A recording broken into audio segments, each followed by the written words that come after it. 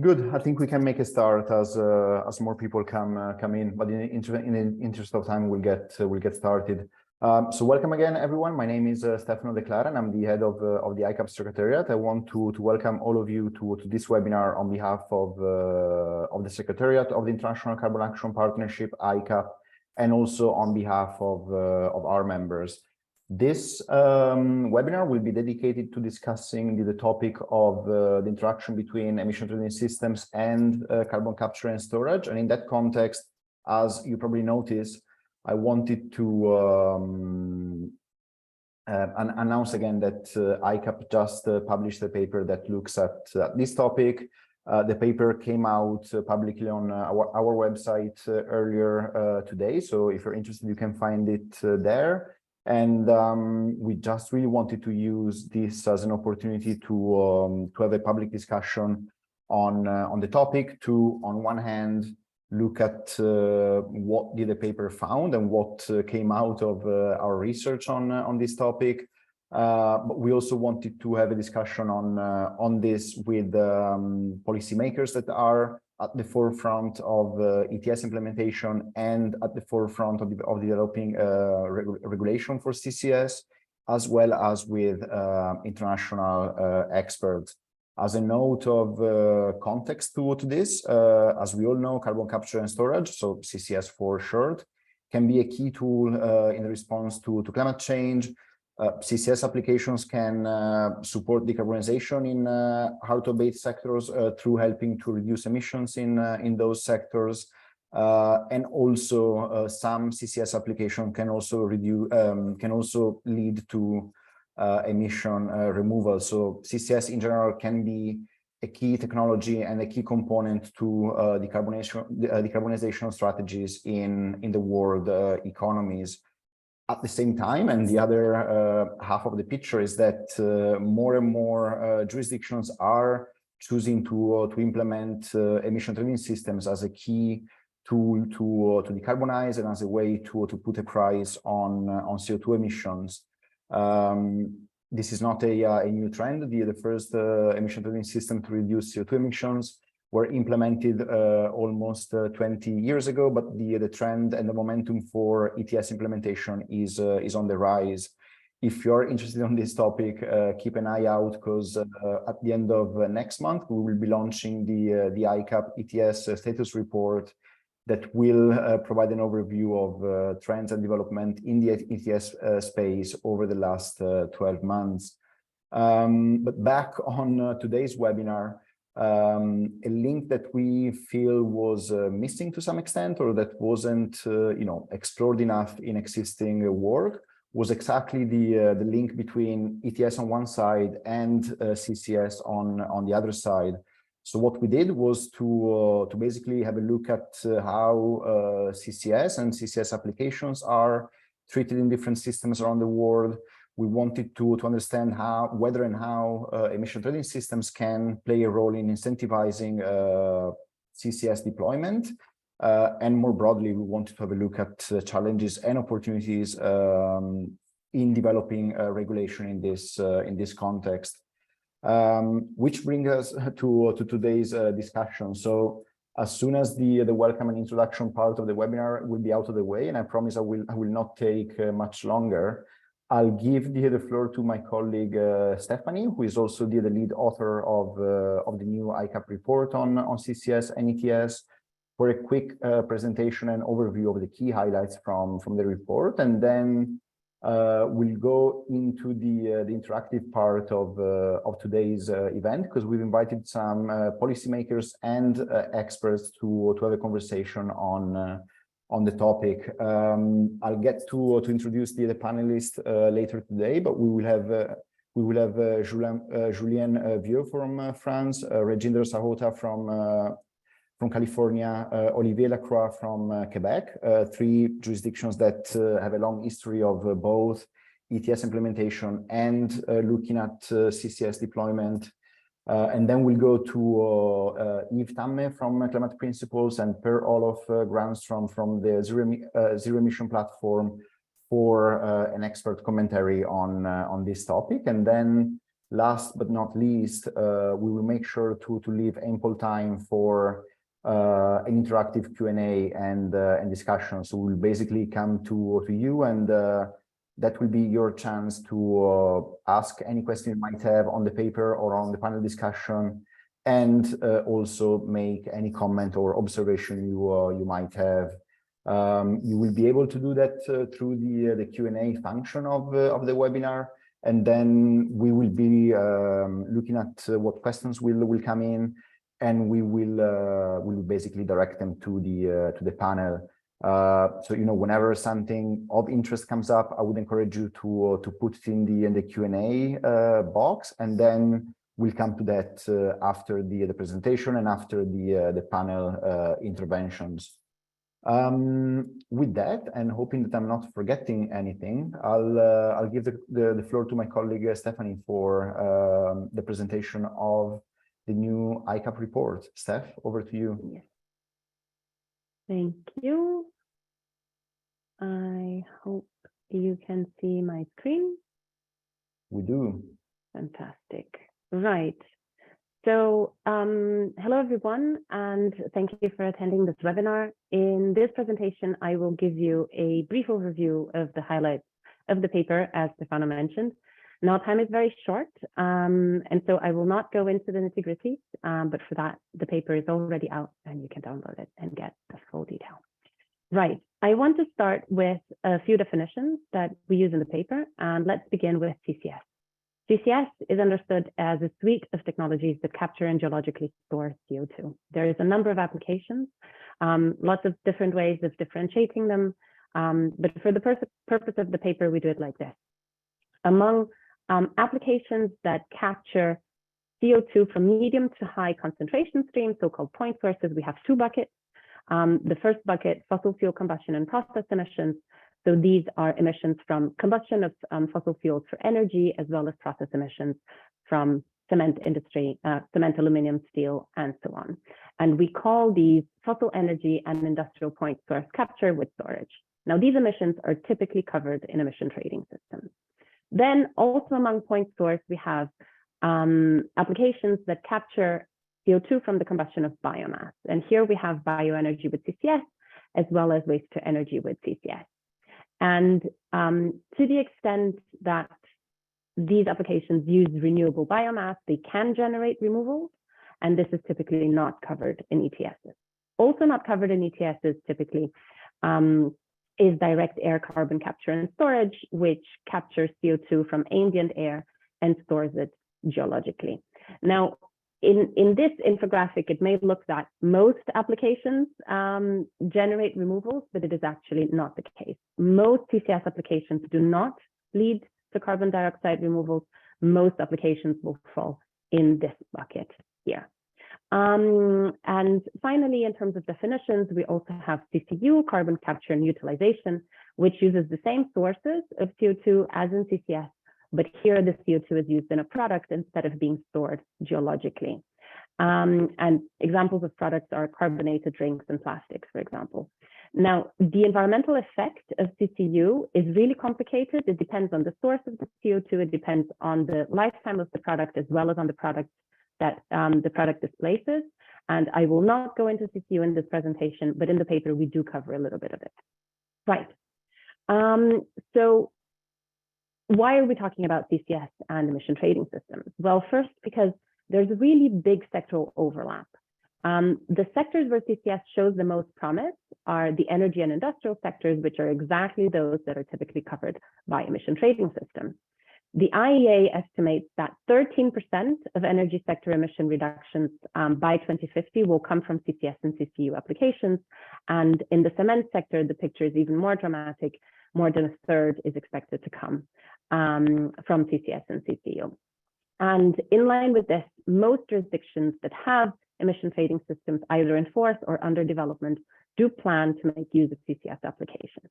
Now, the challenge is that most CCS applications that are going to deliver emission reductions by 2070, actually 2/3 of applications expected, or rather, applications expected to deliver 2/3 of the emission reductions by 2070 are still in demonstration and prototype phase.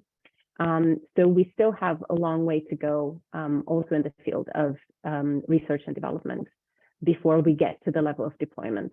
And in fact, also, if I remember the numbers correctly, in the state of carbon dioxide removals report, so here we're talking about BECCS and DACs primarily, there's an expectation to increase the deployment of BECCS and DACs by 30 times by 2030 and by 1,300 times by 2050. So it's a really dramatic increase. And this is why also emissions trading systems matter for CCS. CCS matters for ETSs and ETSs matter for CCS. And why? Well, by establishing a carbon price signal for CO2, emission trading systems incentivize low carbon production processes, products, and also technologies like CCS. But we also have to take into account that carbon prices are not there yet. Most jurisdictions do not price carbon, and in those that do price carbon, the picture looks like this. So in green, we have the range of values observed in studies that estimate or forecast the cost of CO2 capture. So this is just capture without transportation and without storage. And in blue, we have the range of ETS allowance prices. Now, what you can see is that ETS allowance prices are getting to this lower end of capture costs, and this relates to fossil energy and industrial point source capture, but we're still very far away from this upper end here, which pertains to direct air carbon capture and storage. So we have high price differentials. Also, as we will see later on, most emission trading systems lack a framework to reward emission reductions from CCS. And as we saw in the previous slide, most CCS applications are still in research and development phase. And what this means is that while carbon prices can be very important in facilitating the development and deployment of CCS, a combination of policies will be necessary to support CCS development and deployment. And these can include lots of different policies, tax credits, capital grants, product standards to begin with, but there are many more. Now, before we go on, it's also really important to note that the use of CCS applications has a number of risks and trade-offs. There are important concerns over the legitimization and also the extension of the lifetime of fossil fuel activities. There are concerns about the underperformance of the technology so far and doubts over the ability to deliver at scale, especially removals in line of the numbers that I told you before. There are also concerns about CO2 escaping from storage sites, as well as impact on the large-scale adoption, especially of BECCS, for example, in terms of land, biomass, water, and food, but also DACs in terms of energy. And so it will be really important for policymakers to weigh these aspects when they consider the role of CCS in their decarbonization pathways. And it will also be really important to take into account the importance of public acceptance in achieving mitigation goals. So this brings us to the discussion on if and how ETSs can interact with CCS applications. And in the paper, we outline 4.5 options. The first option is no interaction. So covered entities in the ETS have no possibility to reduce their compliance obligation through CCS, and there are no provisions for technological removal. This means that ETS entities have less flexibility in achieving their targets because they can't use CCS, or if they do, they would have to surrender allowances for the captured CO2 anyway. And this means that there's no direct incentive to CCS through ETSs, although there could be an indirect incentive, for example, through the use of auction revenues.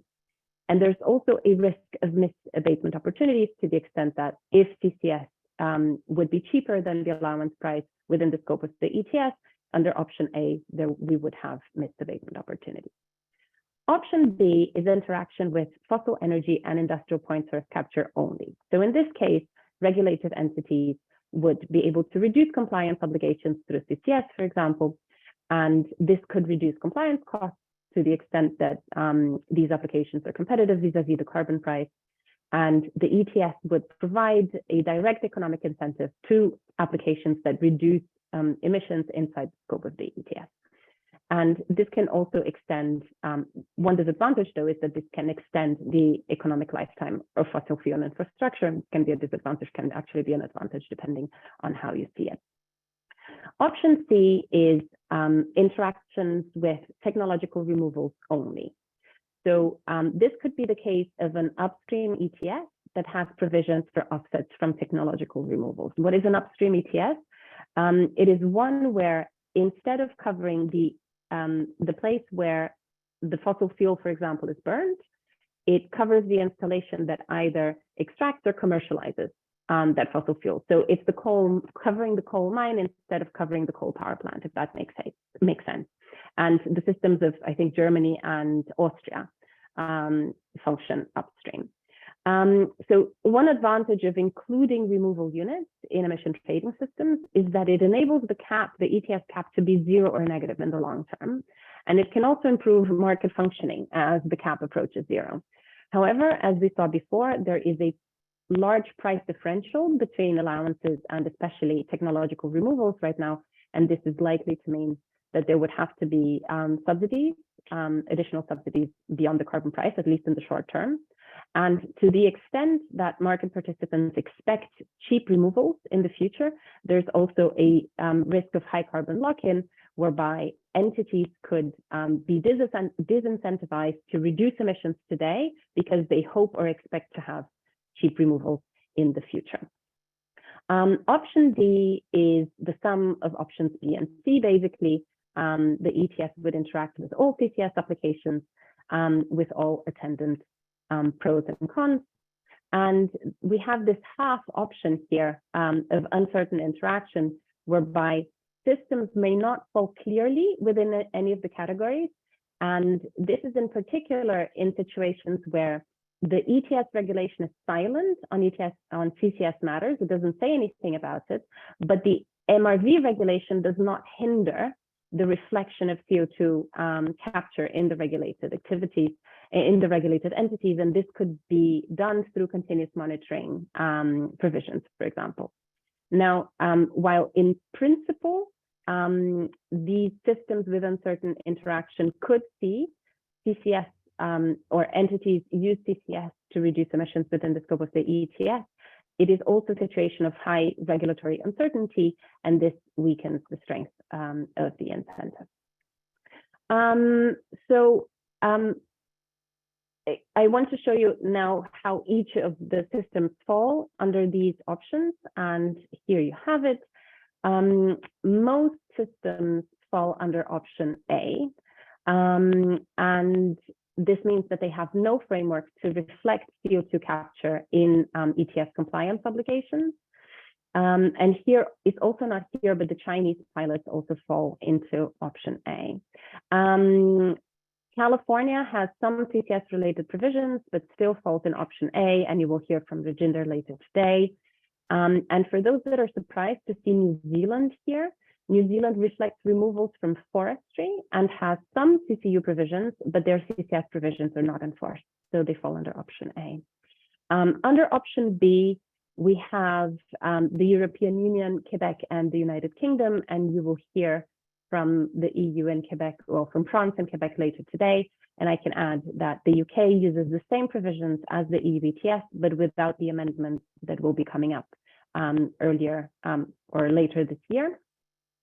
The EU ETS and the UK ETS have the most complete set of CCS regulations, but as far as we know, and I will be very pleased to hear otherwise if anyone has more information, only Quebec has facilities that are reducing ETS compliance obligations through CCS. So in the previous slide, we saw that very few systems, in fact, only 3, can reflect the use of CCS and compliance obligations. And it seems likely that there will be lots of discussion about the interaction between ETSs and CCS in the future. Now, in the paper, we outlined lots of different technical considerations on what can and should be taken into account when designing the interaction between ETSs and CCS. And because I only have 15 minutes, I will not go into details, but I will leave you here with a quick list of some of the issues that we list in the paper. First, matters of sectoral scope and the mechanics of the interaction. So emission trading systems can interact with CCS applications both inside and outside the ETS scope. So it could be about reducing compliance obligations, and or there could be an awarding of units to entities that capture CO2, and these units can be allowances or credits. And depending on the choice of allowances or credits, this will also affect the type of incentive that is given to CCS applications. There are considerations related to cap setting. To the extent that units are allocated to capturing activities, what is the relationship with the cap? And this will affect gross emissions under the system, as well as the allocation of allowances to other installations. Free allocation can also be impacted by reductions in reported emissions from entities capturing CO2. This affects both grandparenting and benchmarking. And importantly, the effect can, in some cases, reduce the incentive to use CCS applications. It's also really important to define renewable biomass. There have to be clear and enforceable criteria on this, because it will. This is what will make the difference between emission reductions and removals when we capture CO2 from biomass. CO2 escaping out of storage is also a concern, and the question is then, should the storage facilities be inside or outside the scope of the ETS? This is about both MRV and liability, and there are also complications in the case of transboundary storage. And we also cover transboundary storage in the paper, because some ETSs can reflect storage outside their borders and others cannot. And this also affects the incentive, especially in the context that we see of modern projects that have basically network projects where a lot of the CO2 is stored abroad. MRV is also an issue because there are interactions and incompatibilities between ETS and IPCC rules, and so on and so forth. So also in the paper, we cover CCU. So when is CCU an emission reduction? When is it a removal? And what are the current and possible interfaces with emission trading systems? And also in the paper, you will find a description of CCS and CCU regulations in the 5 relevant systems. So this is it. I want to leave you with 3 quick conclusions. The first one is that we are only in the beginning. So out of 28 emission trading systems in force, only 5 have any CCS or CCU provisions, only 2 have detailed provisions, and only 1, as far as we know, has entities that are reducing compliance obligations with CCS. Much remains to be understood, and we expect a lot of policy discussion in the years to come, and it will be important for the regulatory frameworks to accommodate for the fast pace of innovation and technological developments that we see on the ground. And there is a growing pipeline of CCS projects that will put a lot of pressure on policymaking, and that is how it should be. So watch the space, and I look forward to the discussion. Thank you very much. Thank you, Steph, for the very clear and excellent presentation, and also for covering quite a lot of ground in 15 minutes. There's obviously only so much you can pack in a PPT, and the report does cover a lot of ground. So I would encourage all of you, if you're interested, to go on our website, download the report, and have a look at the full paper. We've also been getting a few requests about the slides, and yeah, we will make them available. Check back on the event page on our website, and in a day or two you will find there the slide deck and also the event recording.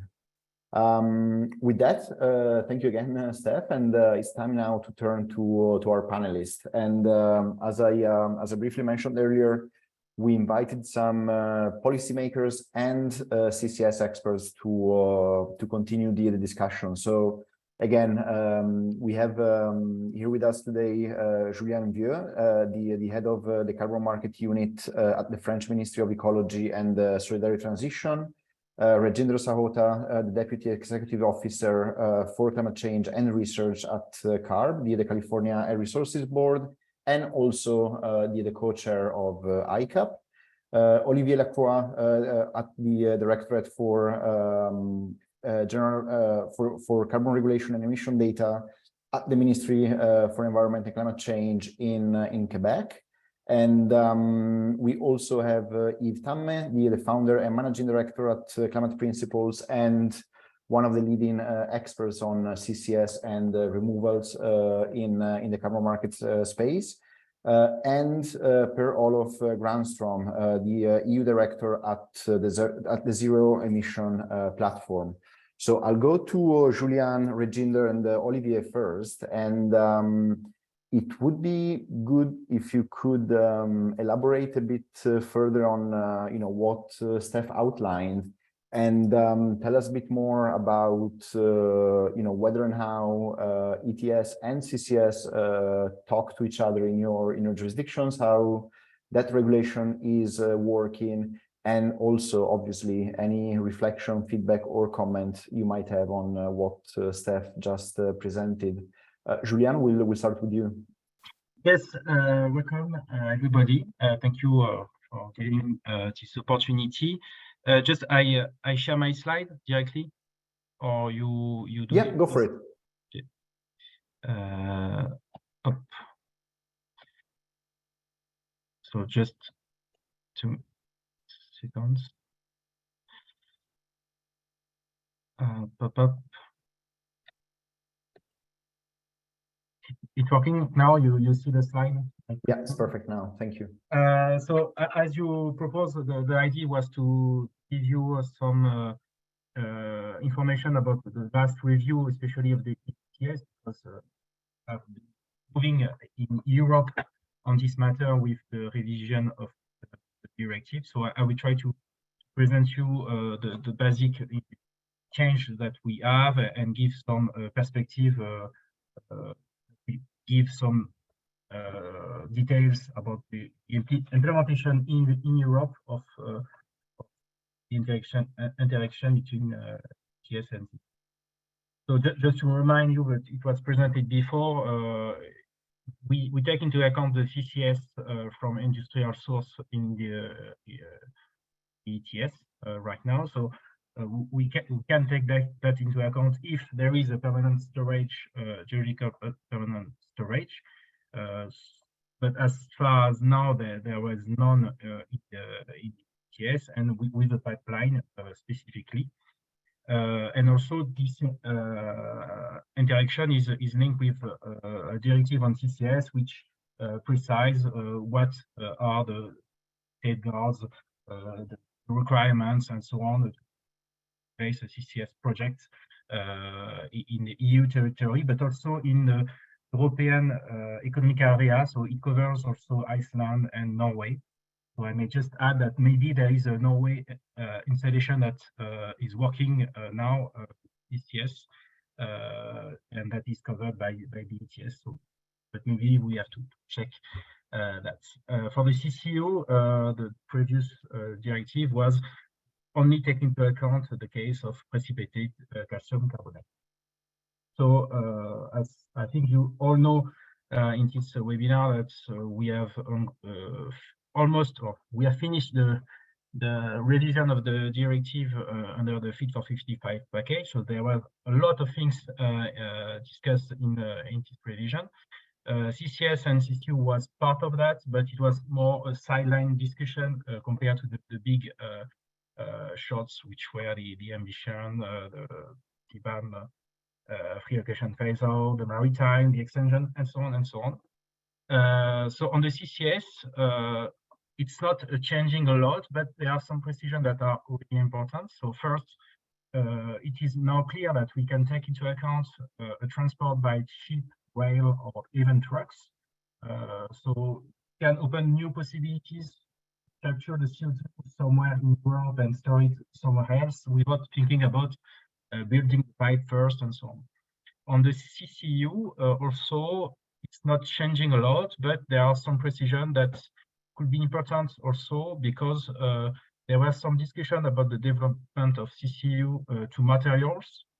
So can we use the CCU to do bioproducts, bioplastics, and things like that? So we can do that, but it can reduce the emission of the industry only if it will lead to material that store the carbon for a very long time. So there will be a further discussion with the Commission, with the Dedicated Act, to precise what it means, especially to take into account the end phase of the product. I should say also that you have to take a big picture of the EU discussion, because apart from the ETS directive, there are also other proposals, and especially a proposal on the mandatory use of sustainable fuels in aviation and maritime, with very ambitious targets.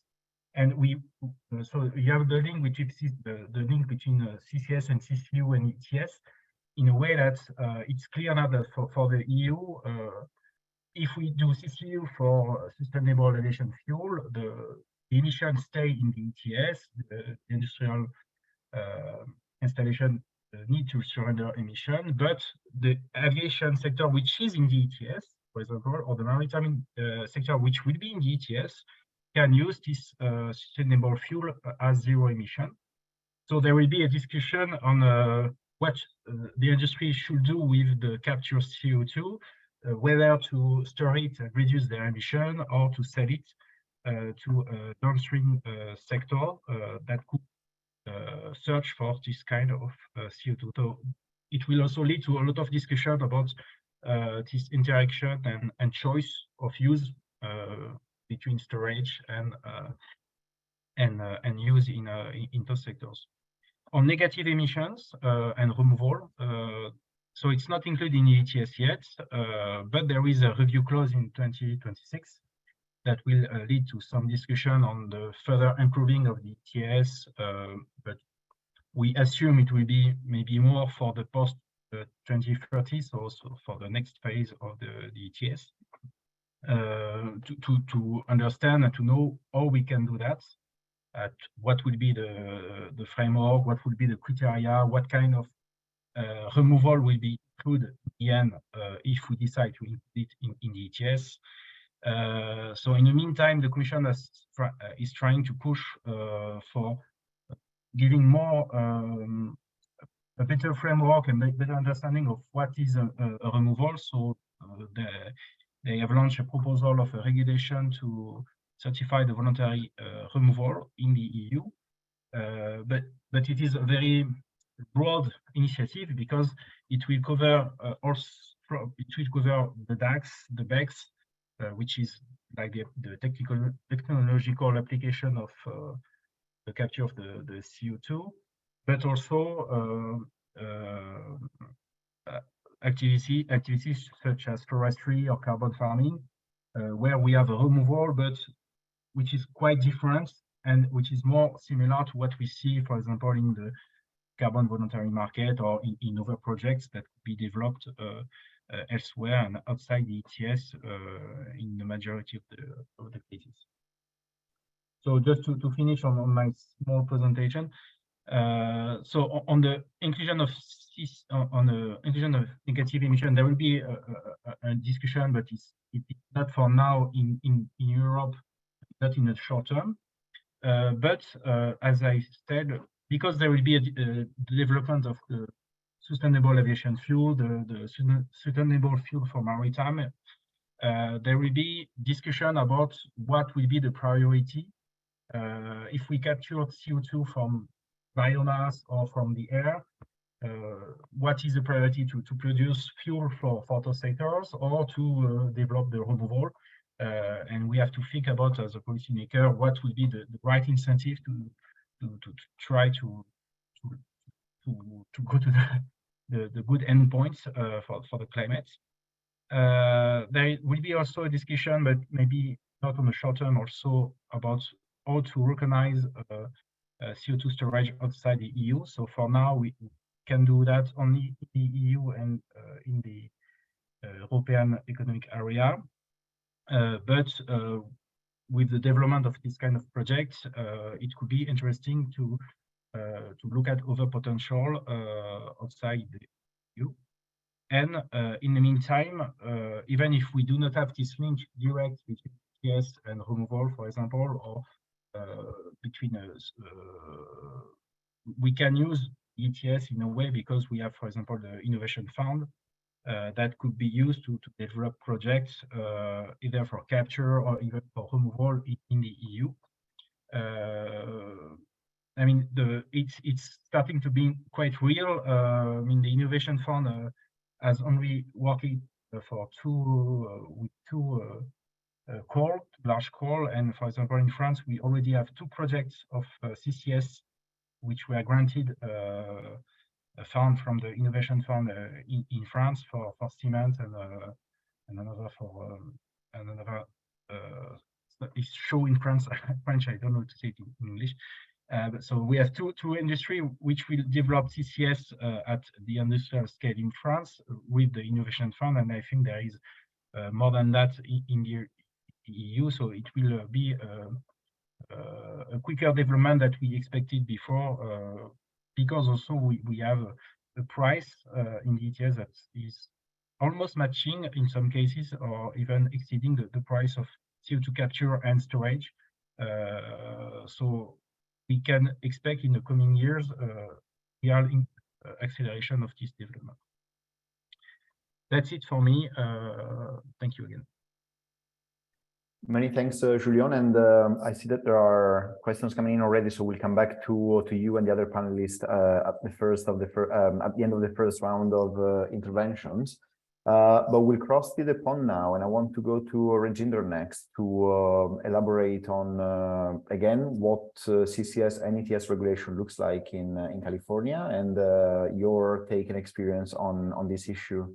Reginder, over to you, and you should have your slides coming up in a second. Great, and thank you for hosting this and a successful launch of a very timely and comprehensive report. And you'll see from my presentation why I'm saying timely. So I represent the California Air Resources Board, and we are the lead regulatory agency for climate change in the state of California. And we just completed our 2022 scoping plan. That 2022 scoping plan is really how to achieve carbon neutrality by 2045. And per the legislation that was passed last year, how do we also reduce anthropogenic emissions by 85% relative to 1990 levels by 2045? So it had 2 targets in there. In recognition of the work that we did in the development of that climate plan, it was clear, and sorry, can we please go back 1 slide and I'll say when to advance, thank you, that there was no way to actually achieve carbon neutrality or that 85% without having some kind of carbon capture, removal, utilization, and storage program. And so when AB 1279 was passed last summer, SB 905 was passed, which tasked CARB, my agency, and another sister agency, among some others, to develop an overall program for all types of carbon capture, removal, utilization, and storage for the state of California. And we will kick off the development of that program this year. Next slide, please. As part of the modeling for the report that we did, the climate plan, you can see in 2022 what the largest sources of emissions are, and then you can see in 2045 how they're reduced. The application of CCS was really applied to electricity generation, some of the industrial sources such as refining and cement, and then the rest was really reducing demand or switching to electrification. But to get down to that 85% in 2045, we absolutely had to apply CCS on several programs. And then you see those remaining emissions in 2045 that have to be addressed through carbon dioxide removal. Next slide, please.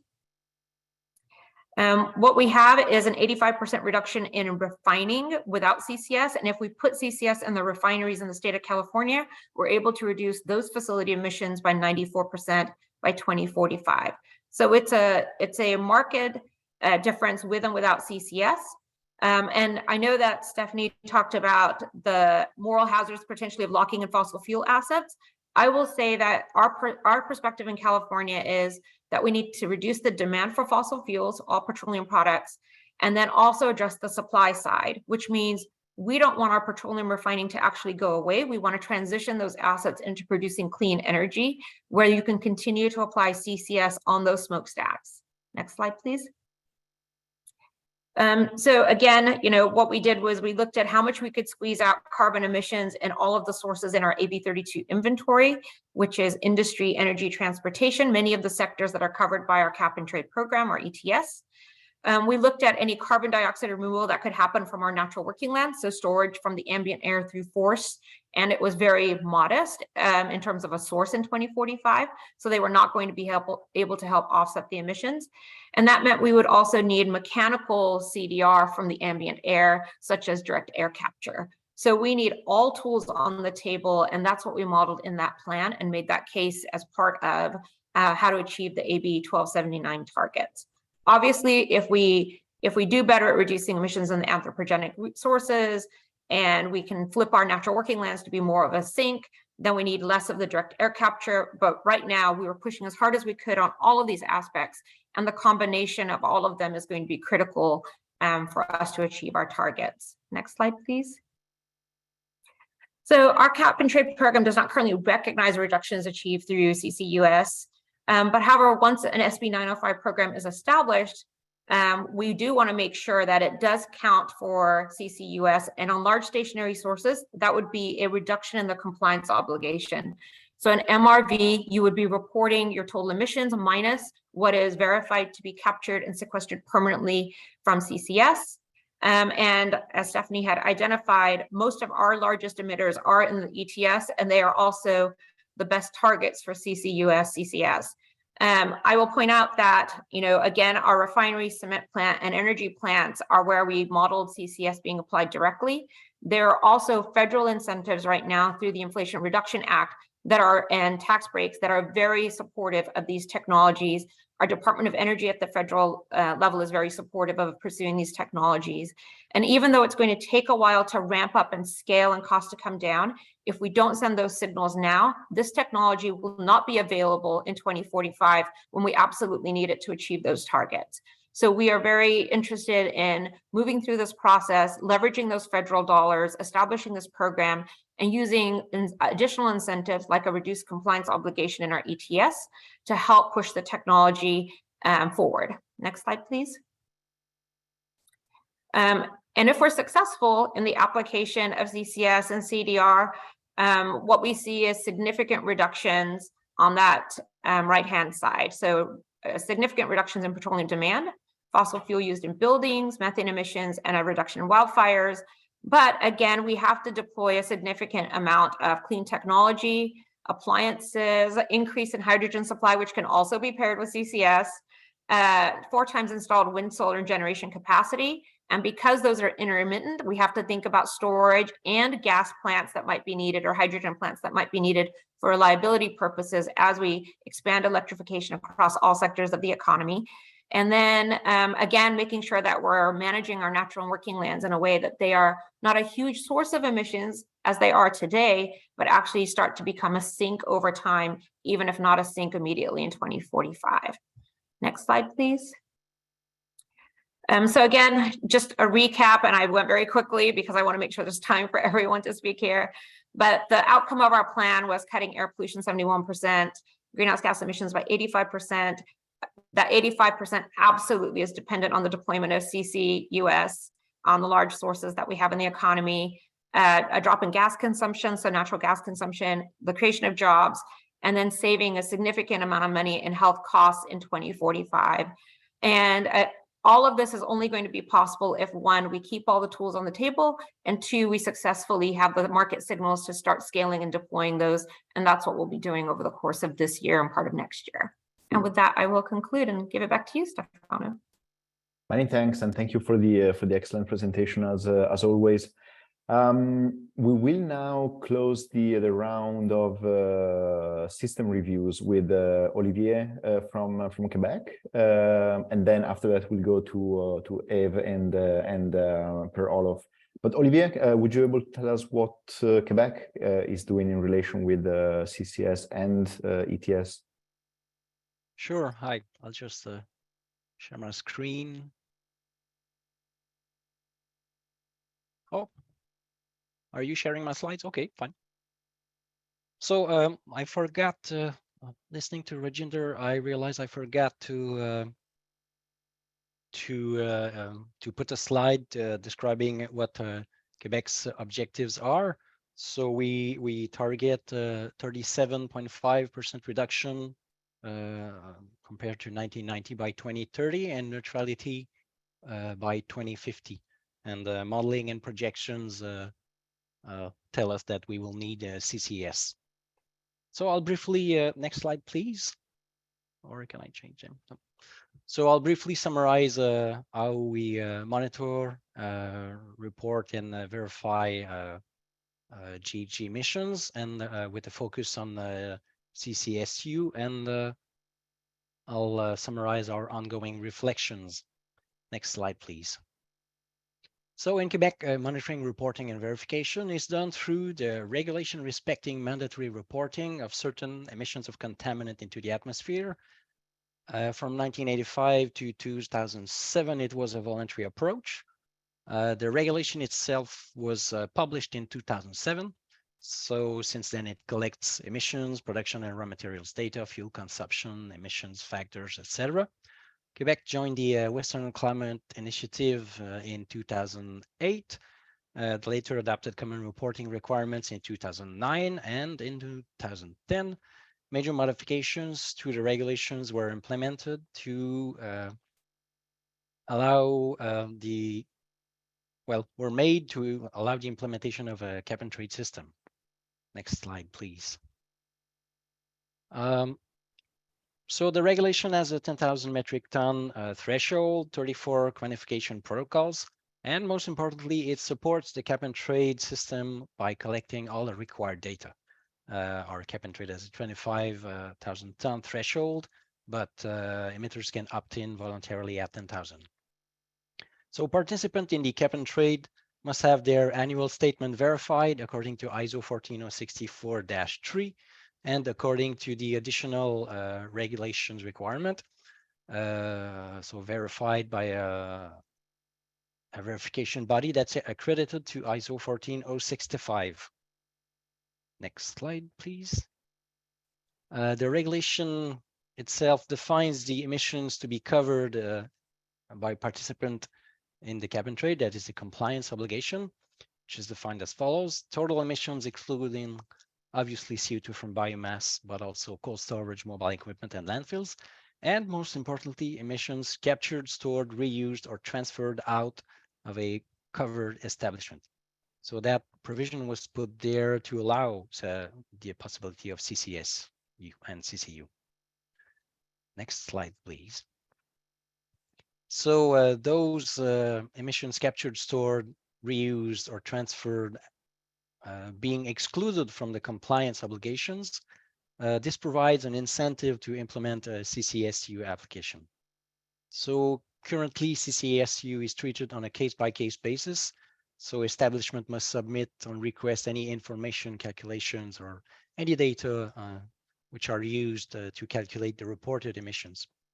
So that approach could be improved, but it is flexible and operational for the cases we have right now. Next slide, please. So currently, CCSU is marginal in terms of tonnage. We don't have underground storage. So we have a case of utilization. So an emitters, well, a plant receives a transfer of about 100,000 ton CO2 per year. Those are delayed emissions, so not removal.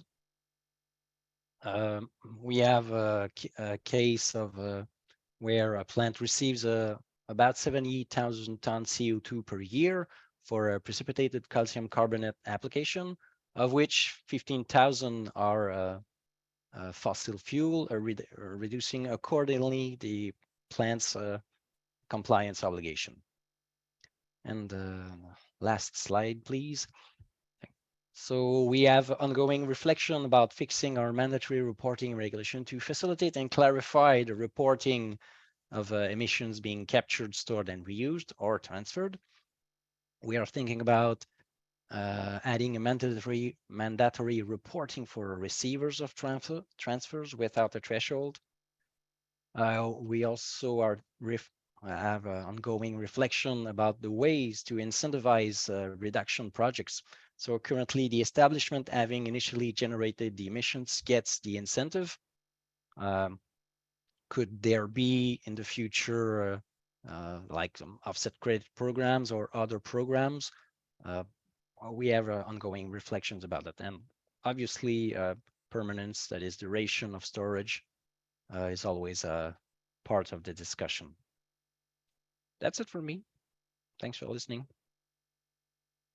Thank you, and yeah, many thanks for the really good presentation. I also want to remind everyone to keep the questions flowing in. We are getting some already, and some really good ones. So we'll turn to those in a second. But if you know, if you have anything for the panelists or any observation that you want to make, just make sure to send it over in the Q&A box. With that, I want to turn to Eve now, as someone who has been working on in this space for a number of years, and especially when it comes at you know, understanding the junction between carbon markets and CCS. So I'm keen to take your take on you know, what Stephanie presented in the report and on what was discussed so far. And yeah, keen to hear your thoughts on the potential interactions between CCS and ETS. Thank you, Stefano. And hello, everyone. My name is Eve Tam, and I'm joining today in my capacity as the Managing Director of Climate Principles, a climate policy advisory. So for me, it has been a joy to follow the development of this important report, I think, over the last 6 months already. And I'm one of the reviewers of the report. Just to put it out there, I have actually read it. And well, thank you, ICAP, for inviting me to comment also during this this event. I think we heard some really good presentations and saw some interesting slides. What stood out for me was the summary slides that Stephanie showed, or the conclusion slides in her presentation, where she had this upside down pyramid, or kind of a funnel, where she outlined that there are 28 emissions trading systems, of which 5 have any CCS or CCO provisions, of which 2 have detailed provisions, and that's EU ETS and UK ETS. And then there's only 1, and that's Quebec ETS, that has entities with CCS. And this may look like, you know, CCS doesn't really get the attention it deserves in emission trading systems. And I think this is it's a fair conclusion. But I wanted to explore how it looks like if we change the narrative. Because if we look at the size of the emission trading systems, especially from the perspective of market capitalization, then the EU ETS itself makes up for over 90% of the compliance market. And this is one of the 2 emissions trading systems that has detailed provisions, the other being the UK ETS, that actually has been designed based on the EU ETS. So what we have is by far the best performing ETS that has now just this week crossed the magical threshold of carbon price of over 100 euros per ton. So this is the ETS that has detailed rules to cover CCS, although of course these rules are still not ideal and can be improved. But this is an emissions trading system that is globally looked at as best practice. So we have this huge, well-operating emissions trading system that we have been busy designing for almost the last 20 years, and it has a decent carbon price, and it does have detailed rules for CCS. So that's a great thing to have. And given the pipeline of the upcoming CCS projects in the EU and UK, it's only a matter of time until we will have operational projects under both of these emissions trading systems, which then will reinforce this kind of good practice and show to the rest of the world how to design well for the ETS that also covers CCS. The second comment I wanted to have is to follow up again from something that Stephanie mentioned, and it's that I think, Per-Olof, you're not muted, or I see some, yeah, things popping up there. But so the ETS can help the deployment of CCS, but it cannot do it alone, right? So that's one of the challenges. So we will need a combination of policies to actually support the CCS deployment. And as we know, CCS consists of the capture, transport, and storage. And the ETS installations are unlikely to build their own transportation networks and storage sites just because they are covered by the ETS that allows or that also covers CCS, because they don't have the know-how to develop these transportation networks. That also doesn't make economic sense, right? That's why we have emerging CCS hubs and clusters, so that we can use the economies of scale and the shared open source CO2 transportation and storage network. So what we have is the ETS that is not really by itself a great tool to build out the CO2 transportation network and storage sites that we need, but it's a great tool to incentivize to capture CO2 if there is this transportation storage network. We do have the innovation fund in the EU ETS that was also mentioned that helps to fund some of it, but it is not enough, right? So basically, if there is no access to at least planned transportation networks and storage, we will also not have the capture projects. So we need to bring the two things together eventually. We'll need to have the funding for different phases of technology development, and we need to have the planning and funding for building out the CO2 infrastructure. And then we have to have the ETS that also incentivizes by a really meaningful carbon price to capture those emissions and send them to be transported and stored. And of course, I have to say something about removals because I'm working on this front a lot. So currently, from the EU perspective, we have some types of removals that are completely outside the scope of EU's 2030 climate targets.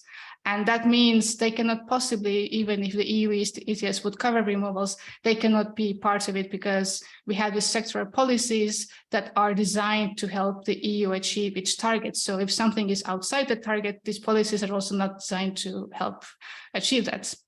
And that can all change with the 2040 climate target. So that's the big upcoming thing. In the next spring, the Commission will publish a proposal for the EU's 2040 climate target. And how the target is designed, what it foresees for CCS, but also what kind of a separate or specific target it will have for removals, including technological removals, will be a very, very important signal, because that 2040 target will then trickle down to the climate policy pillars like the EU ETS, ESR, land use change, and forestry regulation. And there, these policy pillars will then be built to deliver on that target.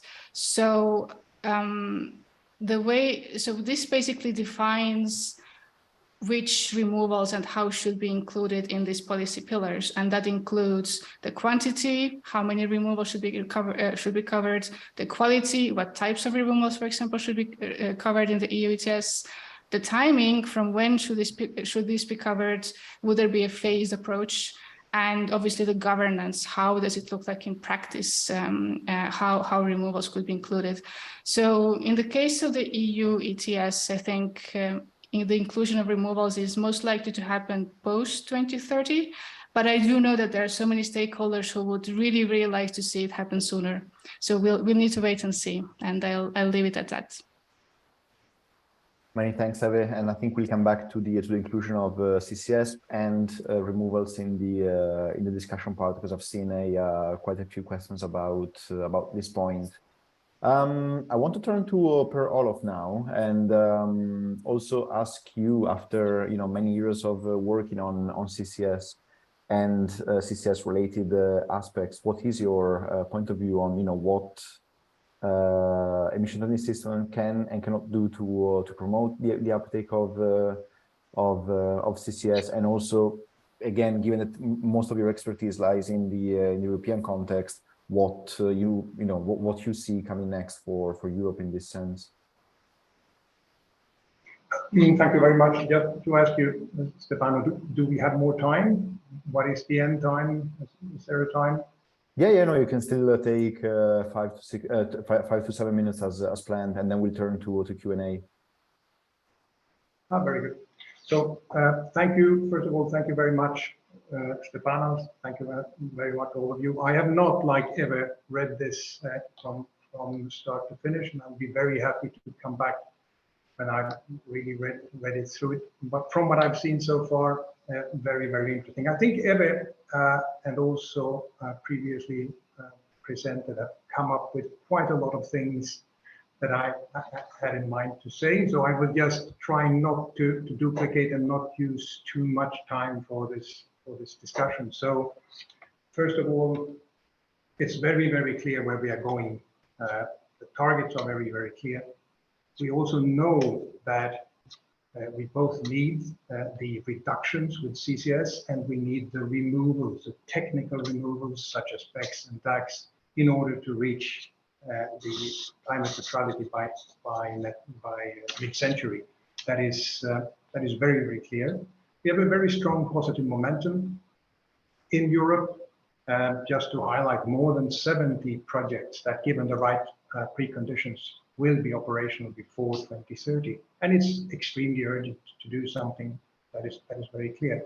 The approach in Europe is, as most of you know, it's cross-border. So just to highlight something here, it's the possibility to move forward. So I think that the EU ETS, the revision that we have seen, the revised text, it's still to be approved finally by the European Parliament.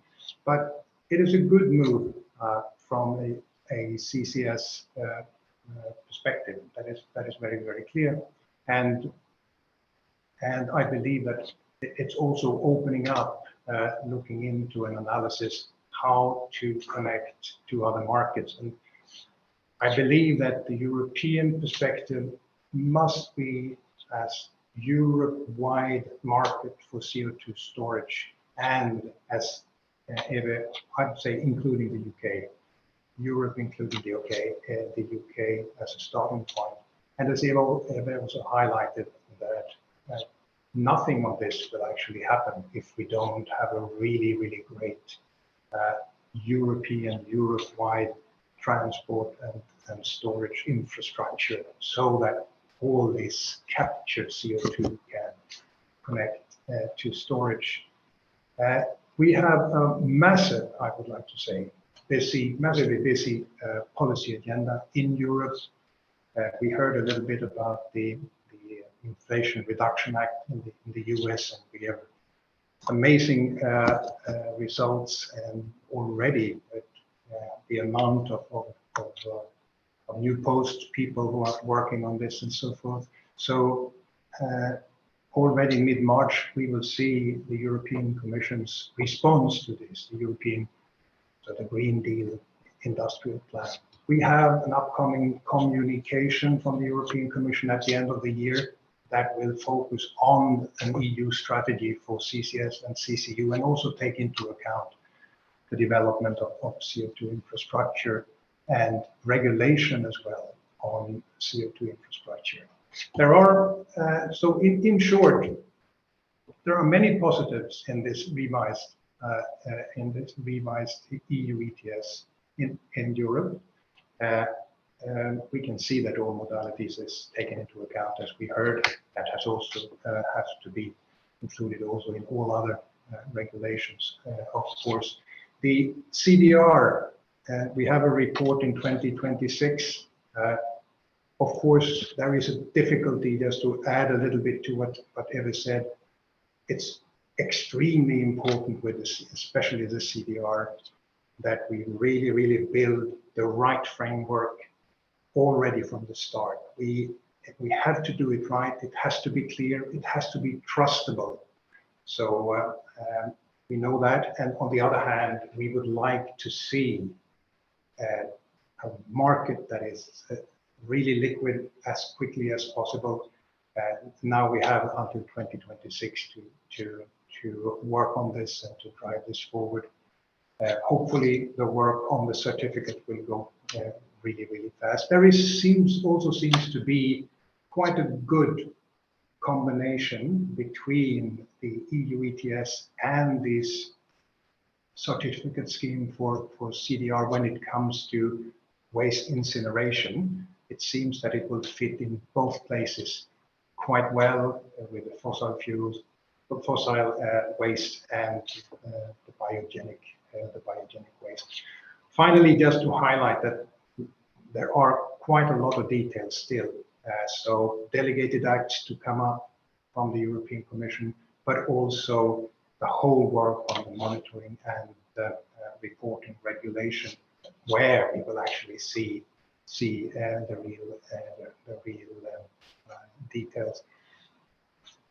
To finalize, we are on the right way.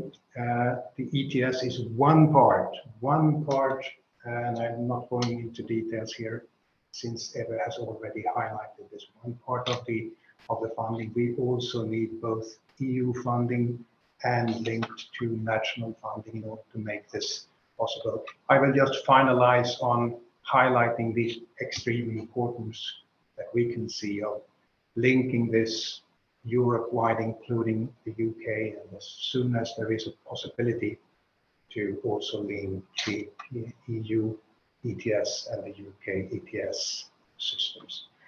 Thank you. I look forward to the discussion. Many thanks for that, and I want to thank again all the panelists for the excellent intervention so far. Your remarks obviously also have stimulated a lot of questions and comments, as we have a lot of them in the Q&A box. We'll try to go through them and do them justice in the remaining time. So I'll pick out some of them, and I'll pose them to the panel in general. So feel free to come in if you want to address that. I want to start with a few questions that came in on one side around the social acceptability of CCS, and what that is about basically, and what are the main concerns or observations there. And next to it, there were also a couple of questions around why there's so much reluctance to including CCS or removals in emission trading systems. I know that Julian expressed interest in one of those two questions, especially around the inclusion of removals, I think. So maybe we'll start with you, and then other panelists can come in. Yes.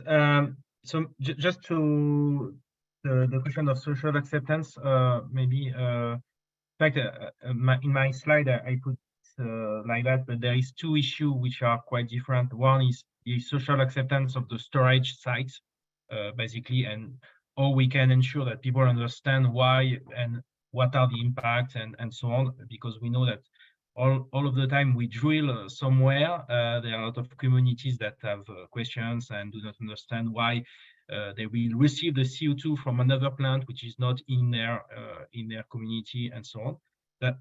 That's one point. So if we do offshore storage, it's remove one questions, I mean the local social acceptance.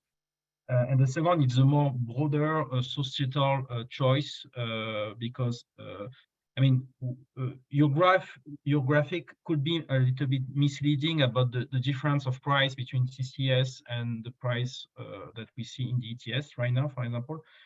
For us in Europe, we see that the difference is quite low, in fact, and in some cases the CCS technologies are cheaper than deep decarbonization. So we can give some example, like moving a plant to I don't know, hydrogen and electrification would be in fact more expensive than putting the CCS on the existing plant. And you will have a lot of industrial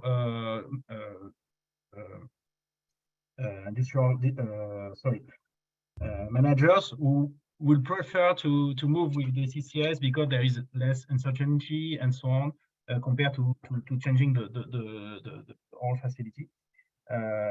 So it's the picture now, and maybe in 10 years it will be different because we will make breakthrough advancement in electricity and hydrogen. We will develop a lot of cheap energy, but right now it could be a difficult decision, and it could lead to some lock-in in fossil fuel plants. So the question is also, if we allow too much the CCS, if we give too much regulatory space and so on, is it acceptable for the society to move a lot on this issue in comparison to effort that we need to do to reduce the emissions? So that would also explain the second part is why we do not include the removal, for example, in the ETS right now. So it is because we think it is first a tool, the ETS, to reduce the emission.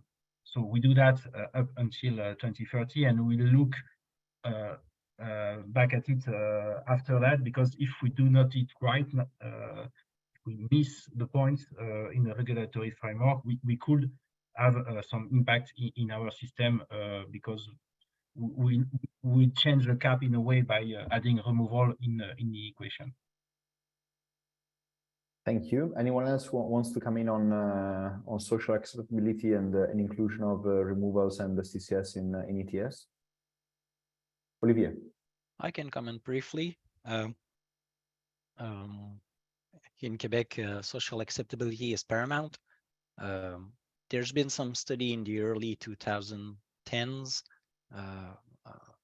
regarding geological storage, but if we ever get actual cases, there will be a lot of explanation and to the public and demonstrations to be done before we, that is my feeling, before we get social acceptability for storage.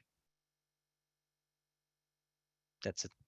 Thank you. Regindra, I saw that you unmute yourself for a brief moment. Yes, of course. And so the situation in California is very specific in that the largest advocates for CCS have been our fossil fuel industry, because we are an extraction and refining state. And that's where those technologies could be applied first. And that's where a lot of the capital exists for early actors on CCS. And so because it's being pushed by the fossil fuel industry, there is a lot of skepticism by communities that they are acting in good faith. And so for us, the social acceptability is about the legacy of the relationship between some of these assets to the communities in which they are adjacent to, and then also trying to talk through the science about the need for CCS and the facts around the ability to store carbon for a long period of time and the safety for any of the injection sites. And so we're working through that process. We were successful with our legislature in that they passed that legislation to set up the program, but the conversation will undoubtedly continue.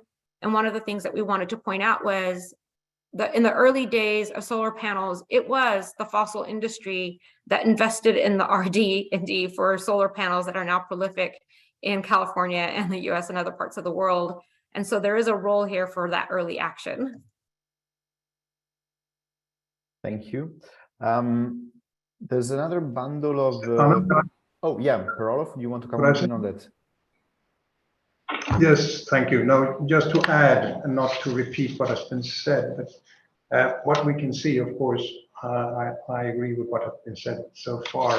It's a lot about trust, and it's a lot about, we can see as soon as something starts to being built, there is a totally different view. So I think a lot is about walking the walk and not only talking the talk. And we have a lot of that to do to go forward. But just to highlight one thing that we have seen. So political recognition and commitment is crucial here. And we can very often hear that CCS is a good solution. Yes, we would like that. And then with the addition as a last resort. And then everything is ruined because that is not possible with a structure, an infrastructure like CCS. But now we can see that we have very clear signals from the European Commission. And one example that I think is interesting. So here in Europe, in the zero emissions platform, we have a government group. And just 3-4 years ago, there were 3 governments in this group, the UK, the Dutch government and Norway. But now when we meet with the governments, we have 23 European governments. So there is a very, very strong interest and momentum. And so I think this will be really, really helpful going forward. Of course, we need to do a lot of work here, but this is paramount, I would like to say. And this, we are also looking to have updates of the member states' plans for energy and climate this year. And the guidance is very, very clear. And we believe that we will see quite strong signals of CCS and CCU in these strategies. So I think this will help quite a lot. Thank you. Thanks for that. I wanted to move on to a second bundle of questions, which were a bit more technical in nature. So maybe we'll start with Per-Olof and Eve as the technical experts. And I spotted a few questions in the Q&A box around you know, how like CCS work in practice in country inventories and how they are recognized. How the issue that was touched on around storage outside of you know, the territorial boundaries has implications for CCS deployment, as well as you know, how you address concerns around permanence and leakage in CCS, which I think was interesting to cover quickly in the Q&A. So any one of you want to take those points? Well, I can highlight.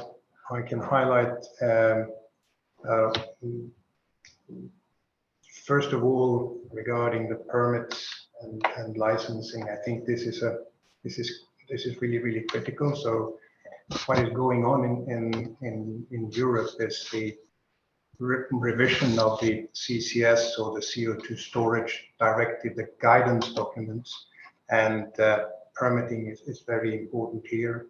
Also as I said, the European Commission's response to the US IRA, of course, permitting and licensing is extremely important, and trying to make this as efficient as possible.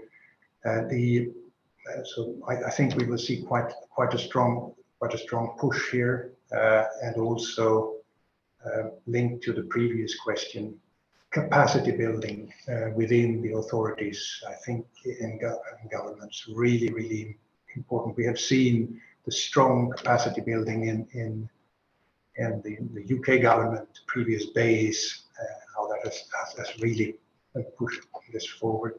I would also like to highlight the other question, and it was also highlighted in the presentations.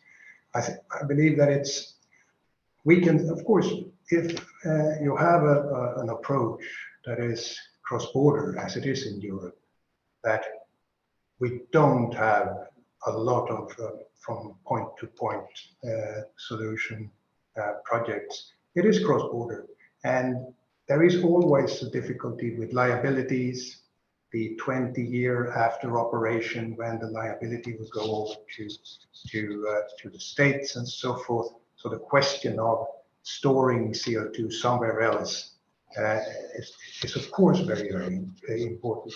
But here in the work we are helping the Commission with regarding the CCUS forum going forward, it seems to be a very strong support for seeing to it that we make this as easy as possible, and as I said before, the possibility to emit and capture in the EU or EEA and to store it in the UK, and so that the systems fit together is really important, and vice versa, of course. So I believe that this is really a crucial item to focus on. Thank you. Yes, I'm happy to add from here. I think the question was also about the accounting and the inventory and how it's done and what's being followed. It looks like we're lucky to have Tim Dixon from IAGHG also following the events. And he already answered in the chat very rightly that there are specific rules in the IPCC guidelines, and well, who wants to look for those? So it's the guidelines from 2006, Volume 2, Chapter 5.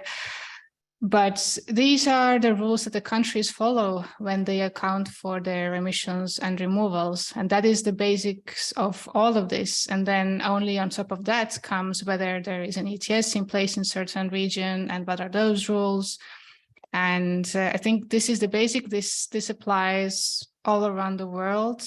There are actually not that many countries that do report CCS projects under these rules, although the number of countries has increased over the years, which is good, and hopefully it will continue increasing. But yes, for all of these questions, have a close look at the IPCC guidelines.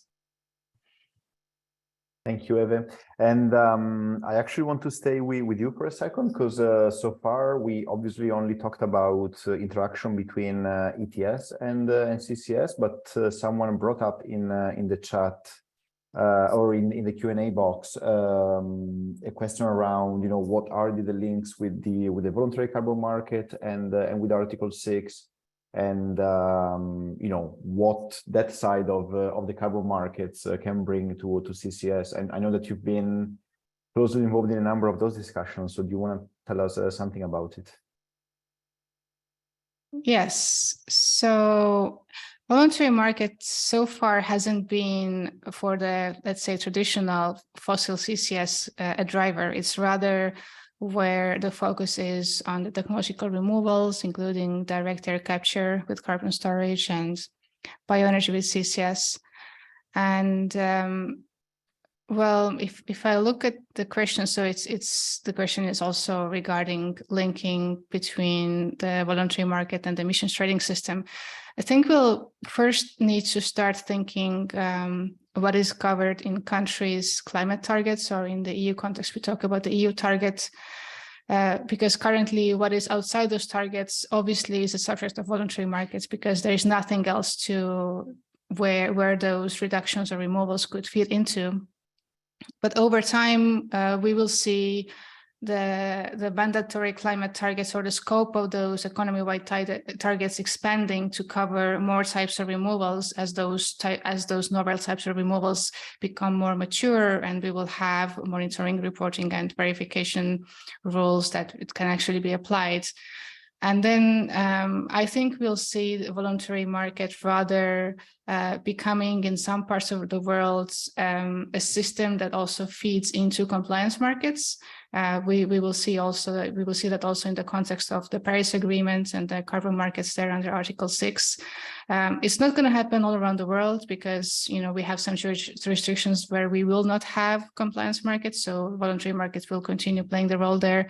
But I think look out for this type of dynamics, expanding targets, voluntary market increasingly catering also into achievement of those targets.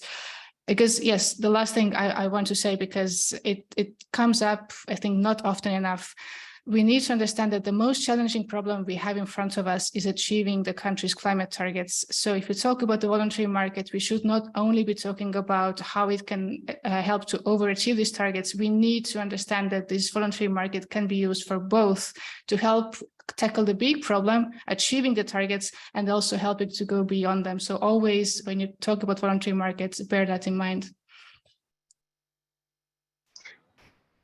Thank you. Anyone else that wants to come in on the interaction with the voluntary market, Article 6, and international markets in general? Per-Olof. Yes, just to add a little bit, I mentioned it very briefly in the beginning. So I believe that it's crucial to set the framework right, and we know that the voluntary markets will be a good guide for the regulated markets further down the line. And here, trust is crucial. I believe that when we see especially looking into the removals trading with removals. It's crucial to set up the methodologies right already from the start here so that people trust what we are doing. If they don't trust this, then this will very, very quickly be contagious also over to CCS. And then we are back to the question you asked maybe 10, 15 minutes ago regarding the trust and the public acceptance or perception. I think it is crucial, since so many companies are looking into using especially CDRs or technical removals, or also like nature-based removals, in order to highlight that they are net zero or net negative, so forth. It's crucial to get this right. And I would also highlight, when we work with the methodologies and try to help out with setting the methodologies, both for removals and for reductions, also for these markets and the voluntary markets, it's crucial to have separate credits. So it's very clear what is removals, what is reductions. And so it's as easy as possible for people to understand what is going on, and we can build trust. So let's set the framework and the methodologies right already from the start. And we have to do it now. Thank you. Thank you. I think we have a couple of minutes for a very last question. I want to touch on something that was brought up again in the Q&A box. And basically, when we started to work on this paper, we thought that we would do a report looking at CCS, CCU, so carbon capture and utilization, and all aspects of this. And then we realized that it was a bit too ambitious, because CCS and CCU are quite different in their implications. And we still have a small part of the report that talks about CCU, but given that it is not the main focus of the report or today's discussion, I wanted to see if anyone wants to say a few words about how CCU comes in, and what are the implications of the non-permanent storage under CCU. And I saw Per Olof nodding, so do you want to get us started, or Steph maybe? Mostly, I want to say it's really complicated, and there are lots of different ways of, I wanted to say skinning this cat, but that's not a good analogy, of dealing with this, right? We have some systems, I think Quebec, for example, doesn't require that so it's about permanence, right? So the Quebec, as far as I remember, doesn't require that the CO2 be permanently chemically bound to the product for it to be considered eligible for deducting from compliance obligations. Whereas in the EU ETS, the amendments that are likely to come out do require permanent chemical bond between the CO2 and the product. And there is no right or wrong. It really boils down to how much you want to use the ETS, how much you want to make sure that those emissions stay inside the scope of the ETS, and that you control them within the scope of the ETS, and how much you're willing to allow these emissions to then leave the scope of the ETS, and what other mechanisms you have to deal with these emissions as they leave the scope of the ETS. CCU is a really fascinating topic, and we haven't even touched enhanced oil recovery, which is an entirely different can of worms, which we've all, avoided throughout this event. So yeah, maybe there's another paper to be written, Stefano, on CCU and ETS. Yeah. Stay tuned. Per Olof. Maybe just to add something, because the question on CCU, I think, will be at least in Europe. It depends a lot of the regulatory space and how we are framing this issue. But in Europe, with the ETS rules and also the other sectoral policies that I have presented, especially for the sustainable aviation fuel and the fuel in maritime, there will be a growing question about what we should do with the CO2 from fossil and the CO2 from the air and the CO2 from biogenetic source. And when we are talking about CDR or carbon removal, it should be CO2 from biogenetic source or from the air, but it will be also the same kind of CO2 that we will look at it to have sustainable fuels. So it will be quite tricky in a way to choose between the two, because we will need those fuels to achieve the target by 2050 for the aviation, especially for the maritime also. But we need also removal and technical removal in the end. And those two are really different things to do with different costs. So it will be tricky to adjust the regulatory framework to be sure to have both in the end. So that's the main question that we have. Just to give an example, we have a company in France who wants to implement a big capture of CO2 on their cement plant, and they just don't know if they will go to the CCS or they'll go to the CCU. And in the EU rules, for example, your CCU from the fossil can be used as a sustainable fuel, but up to 2035. After 2035, it should be from biogenetic source. So in a way, it's changing also, and it has impact on the decision making right now, because for some companies, they need to invest with a 10, 20 years view on what they will be in the end with their big investment in the capture of the CO2 and so on. So it will be a big question, I think, this overlap between CDR and CCU for fuel. Thanks for that. Per-Olof, do you also want to come in on that? Yeah, very, very short. Just to highlight that the revised EU ETS has drawn a very, very sharp line, looking at permanently or chemically bound in products, and also added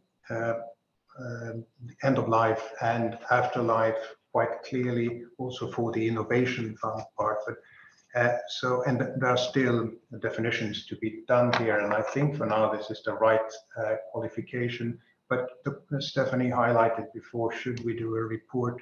I think there is a lot of work to be done. Complicated is a word that is here regarding the CCU, the fuel part that is not a product, and we need to look into that, how this can be handled. Of course, taking into account the full life cycle analysis and including end of life and so forth, and thorough carbon accounting. But this is something that we really need to work on. Just to highlight that not only in France, but most of the projects that we can see in the CCS, CCU area in Europe are CCU projects. So we really need to move fast on this. Thank you very much. Thank you. And I'm conscious we need to come to a close. I just want to offer the chance to the others to say any parting word if they want to. If not, then we'll come to a close. And again, a big thank you again to all of you. First of all, to the panelists, obviously, for the excellent job today. I feel we could have gone on for hours talking about CCS, and it feels like we might need a second paper about it. So pending the co-chair approval from Reginder, we might do a follow-up piece on this. Stay tuned. But also thank you to all the other participants. You sent in an incredible number of questions that we are still digesting. Again, a big encouragement to have a look at the actual paper and get in touch if you have any question or observation. I'm sure that Stephanie and Andres, who's the other co-author, will be happy to take them. And thank you, obviously, also for taking the time.